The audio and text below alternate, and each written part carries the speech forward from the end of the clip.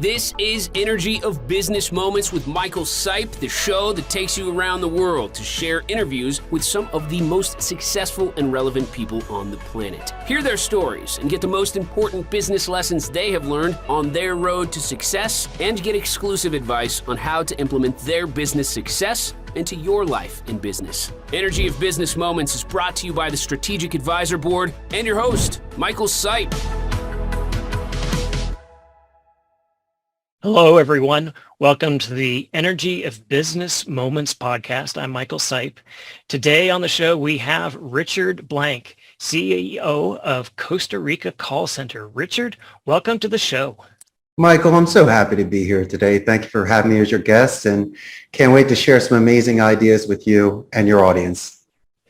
Great. Well, going overseas or going to another country can be very challenging when we want to set up our own business. So setting up a business in Costa Rica probably has been pretty entertaining and had some ups and downs. So tell us a little bit about your business and why you got started there. Well, I do run a bilingual dedicated call center here near shore in Central America, Costa Rica.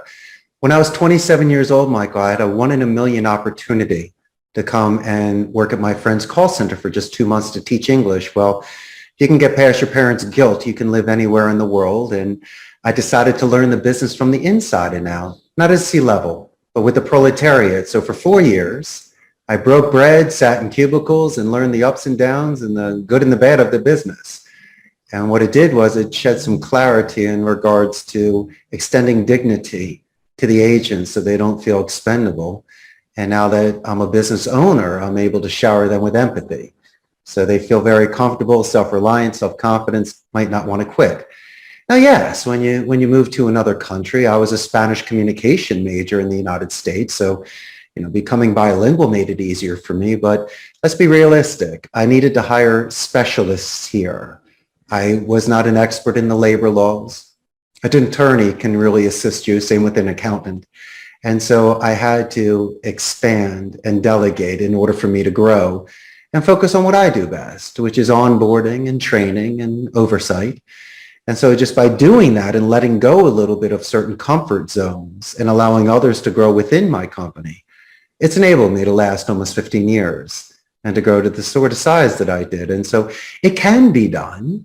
Just slow and steady and do your due diligence and don't overextend yourself, especially financially. And if you can do all that stuff, Michael, the odds may be in your favor. Yeah, those odds can be definitely in your favor because of those points you touched on. Yes. One of the things that comes to mind there right off the bat was by you becoming aware of in the trenches, so to speak, of being in the call center yourself and sharing lunch and things like that with the employees, Yes. that gave you a sense for what that life was like. And then you're able to not only remember that, but then be empathetic as a leader in being able to create a culture where I understand what you're going through. I understand the work environment, I understand the deliverables we have. I understand the kind of service that we're providing. And maybe those internal challenges that businesses deal with are handled much easier because you understand where they're coming from. And that's a key nugget there that you share that I think is very valuable to understand the employee workforce and the challenges that they go through, because sometimes we don't see that when we're in those higher level positions. Of course. But, once again, not everybody's made to be a telemarketer. They have the desire to do it. But look at it like this. Since English is their second language, Michael, it bears the mark of higher education also they're getting an ROI on their investment. And so there's a little bit of a different stimulation than you would in just the United States, where people can see call center jobs as transitional or maybe looked down upon. In fact, in Costa Rica, if you're very good on the phone, you can earn more than most vocations. I have people with law degrees and engineering degrees here. But as long as I don't compromise your ethics and values, if I can instill the art of speech, because today most people are doing things via chat and email, if I can expand on their vocabulary, their grammar, and their delivery, there's no reason why these young men and women can't be highly marketable, and their earnings potential could be through the roof. Now, any job's a grind, and most people might get burned out or frustrated. But as I say, there is a lot of sort of self-improvement here that people can do that can be used outside of the office. So in essence, I kind of see this more as a luxury trade, because you may be earning a living making and receiving phone calls.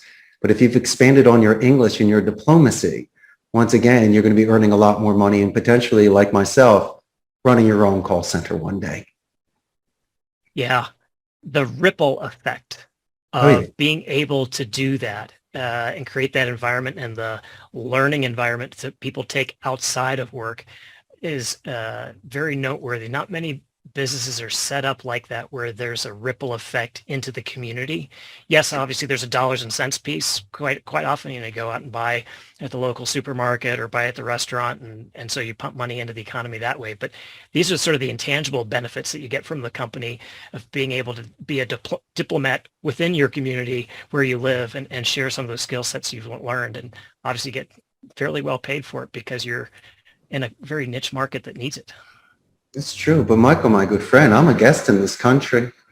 And so my main goal was to see how many families I could feed. I can earn $1 anywhere, but I found this stimulating. There's fidelity there. I loved it. And I didn't want to stop it. And so if I could have that sort of luxury trade, if I can enjoy what I do for a living and get that sort of positive reinforcement where I know I've enhanced individuals' lives in a certain way where, as a CEO, you have leverage. I could hire, fire, make or break somebody. But the fact that I know your name, I play pinball with you at my gamification call center. I take the time to walk downstairs and tell your mother how amazing Michael is when she comes and picks you up at the end of the day. Those are the sort of things that really, that's why I do this. This is the stuff that just reinforces my vision and my destiny of when I was back in Philadelphia. I decided to be a language major. I didn't study law or medicine. I doubled down on humanities. And I realized that if I could speak a second language, it may open doors for me, or even better yet, just show my pure essence, where there's a way that I'd be able to expand on my first impression and show the sort of dedication that I did in order to learn another language and keep that sort of open-minded. It's made it much more easier for me here, Michael, to acclimate myself in this new culture. That sort of, I'll say, footprint you're leaving is based off of a pure motive and the ability to try and provide something good and of value. And clearly that's something that motivates you.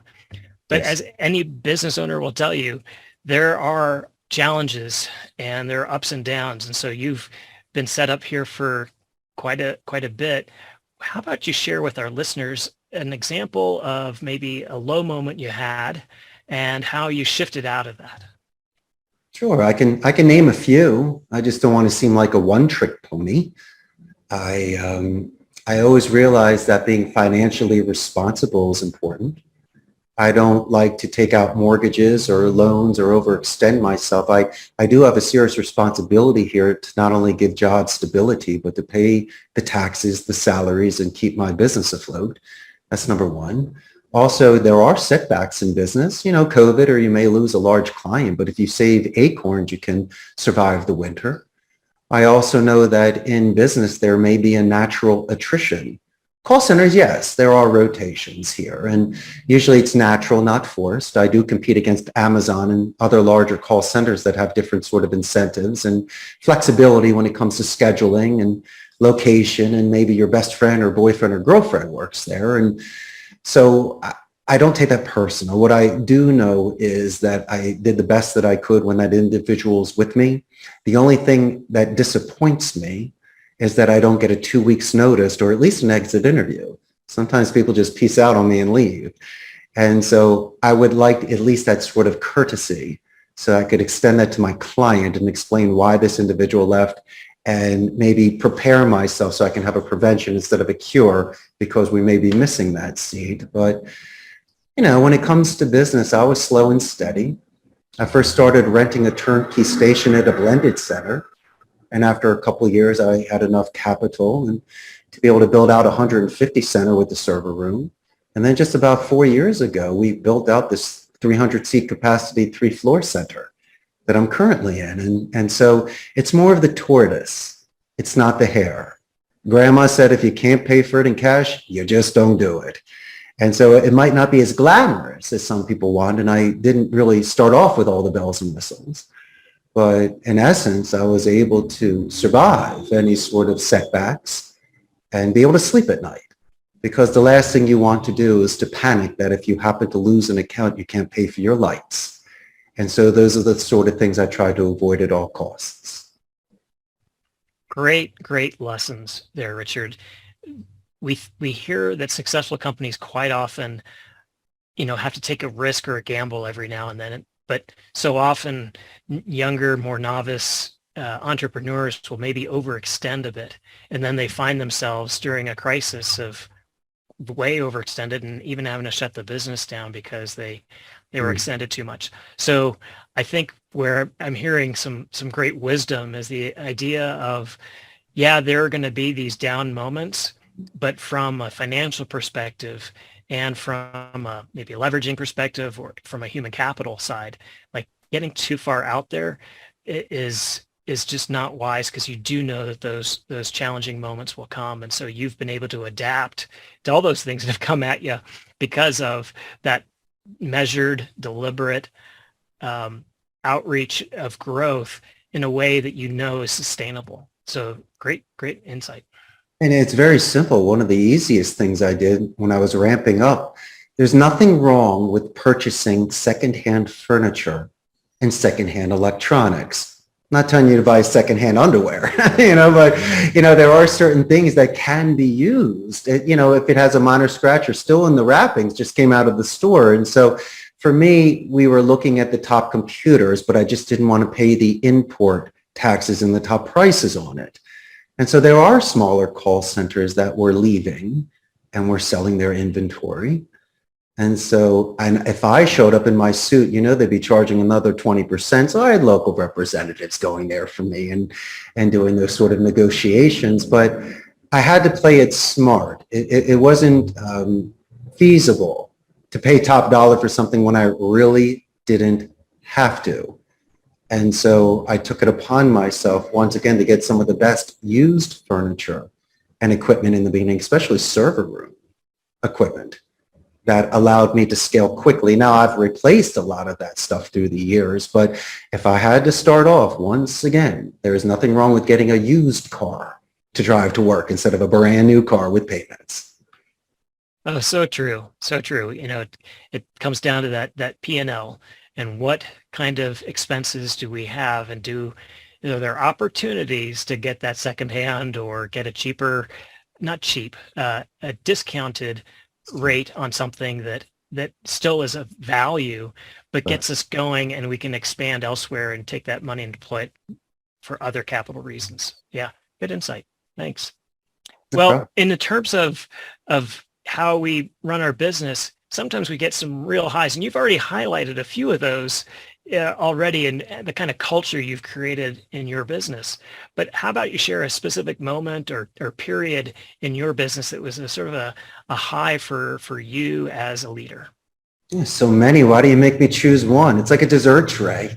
Let me at least mix in my favorite activities. I created a gamification culture, Michael. As you can see, I have a 1961 Ricola Regis behind me. I collect and restore jukeboxes, pinball machines, and retro arcade machines. Now, I have a free play arcade, and a lot of these agents, the machines I have are older than they are. I have a neutral environment for individuals to let off steam, recharge batteries, hang out with their boss, make best friends. It reduces attrition. So instead of being on your phone looking at Instagram or outside having a cigarette, you're making a best friend.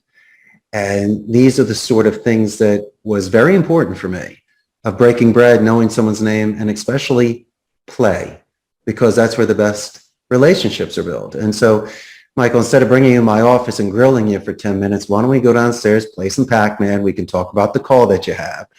And what it really does is it really gives them a good second wind and releases so much stress. And plus, it's cool. Most offices don't have a game room. They got some boring TV or something that people can play on their own home consoles, like an Xbox or a PlayStation.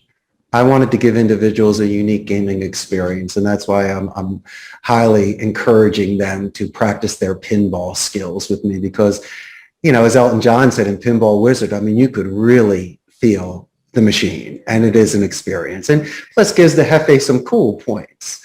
And so I've created a certain culture here. And prior to even their first day of training, they'll spend the first half an hour in the game room to meet the other agents that they'll be working with. So it reduces their stress. So instead of just absorbing, now they're contributing. And it's just very easy to start strong and to build a momentum before you get into the grind.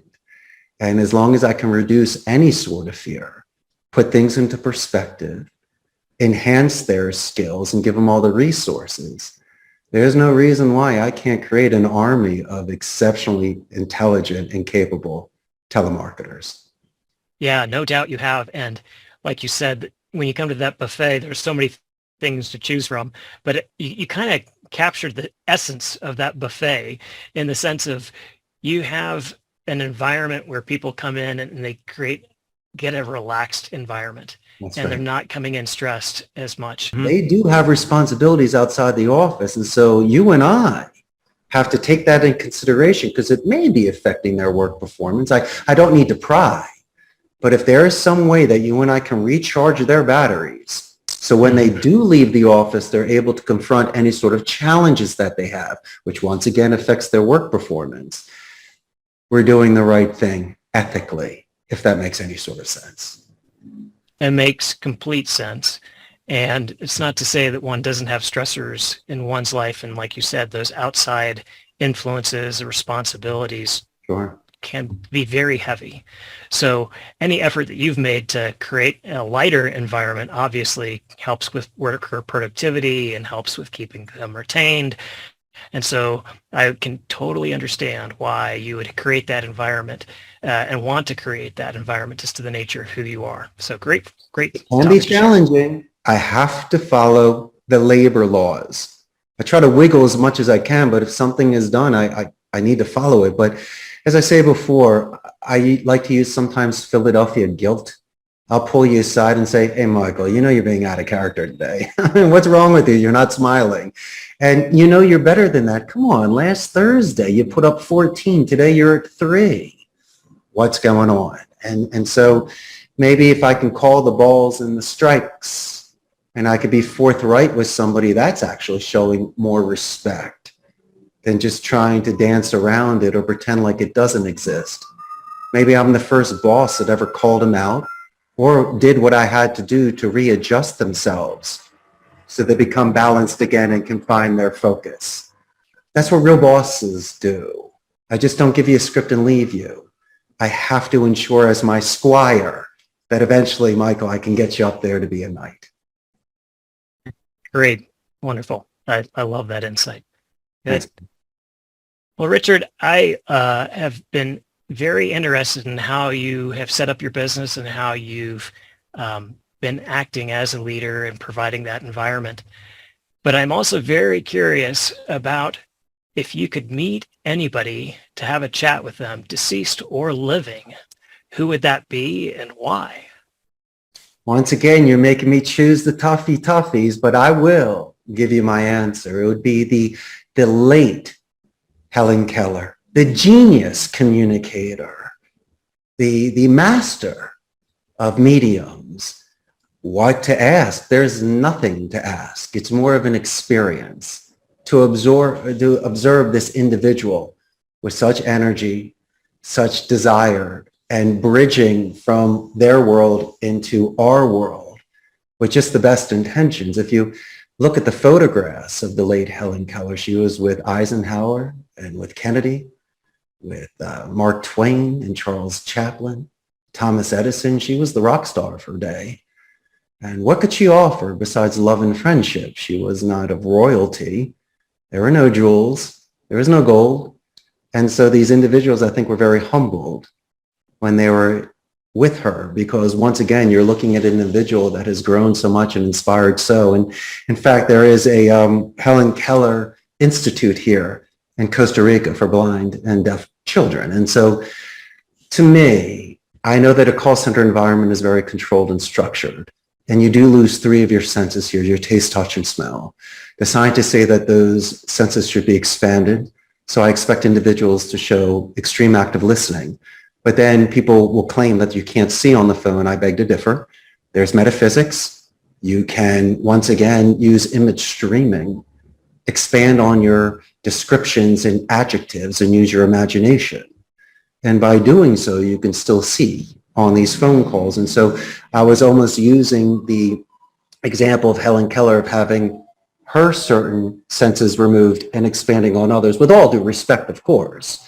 But it's showing that you can become a superhuman by using these expanded senses. And once you see it, you can't unsee it. And it does become habit.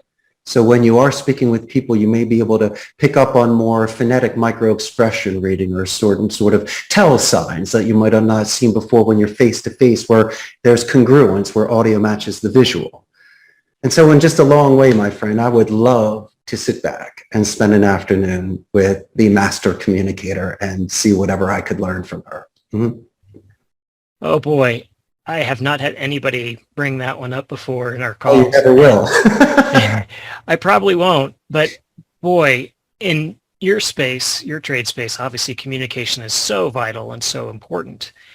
But what I hear is sort of the elite in communication of the message that Helen Keller either picked up or was putting out. And the ability to do so took some tremendous experience to get to that point and the talent to do so. So it makes complete sense, and that you would select somebody like her, and out of all the many others that we could choose from, that makes a really definitive statement about why communication is so important and how to listen for those other signals, those intangibles that give us a bigger picture of what's really going on. And that is so true for leaders today, is how they have to listen more than just what we're hearing in words. They need to calm down and put their egos aside and realize it's like a Chuck E. Cheese philosophy. If no one shows up at your birthday party, you have no friends. You can play big boss all you want. People can still quit, or they cannot be loyal to your organization.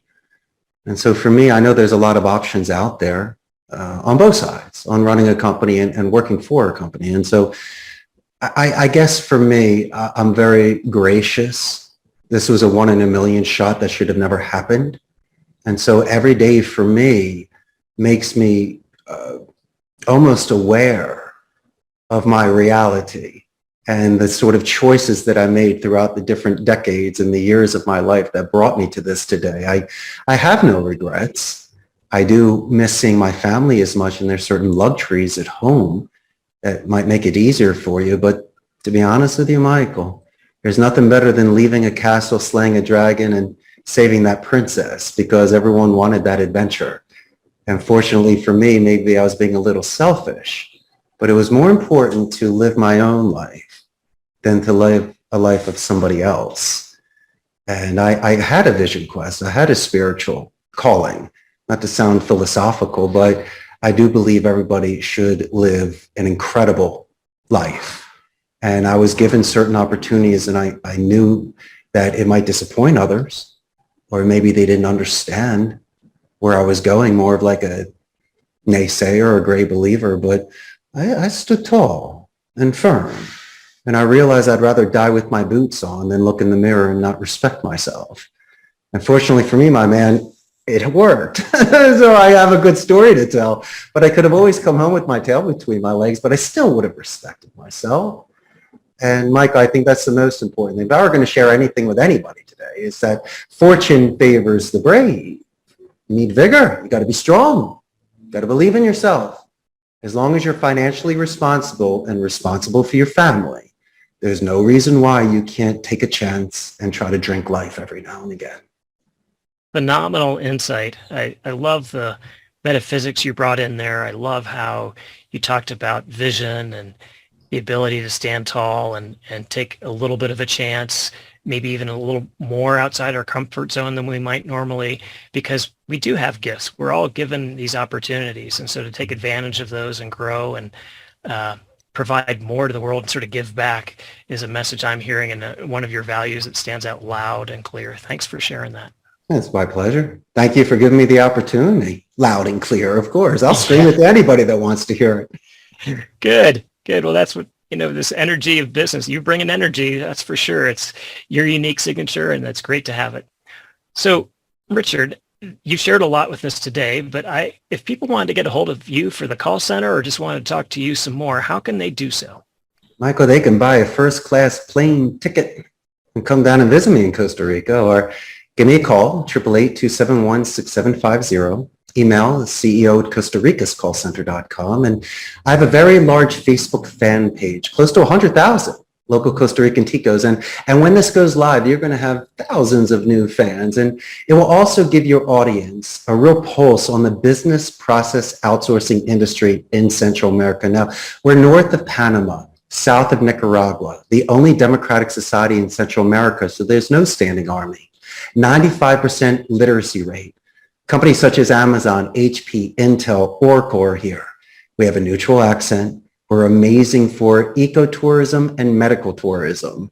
And there's a lot of expats that have retired down here. And so it's a beautiful place. We're known for Pura Vida, which means pure life. And people come here to lose themselves and find themselves. And the moment I walked off the plane in August of 2000, I realized I shed a skin. And I wasn't going home because I was home. And I made this my life. But I can't thank you enough, Mike. I really enjoyed being on your show. You do great work. It inspired me to reach out to you. And when you come visit Costa Rica one day, we're going to have a great time. That sounds like a really fun time for sure. You have expertly and succinctly talked about the advantages of being in Costa Rica.